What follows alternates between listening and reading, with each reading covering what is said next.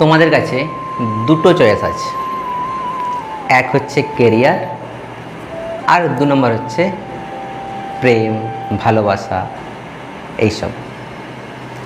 কোনটা চয়েস করবে? 10, 11, 12 ক্লাস চলাকালীন ছেলেমেয়েরা কোনটা বেশি অ্যাট্রাক্টেড হয়?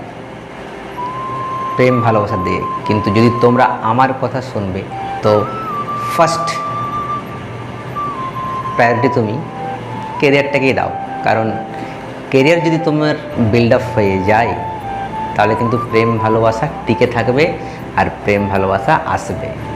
যদি প্রেম ভালোবাসার দিকে তুমি অগ্রসর হও তাহলে কিন্তু ক্যারিয়ারের 12টা বেজে যাবে, তখন কিন্তু তুমি ডিপ্রেশনে পড়তেই পারো।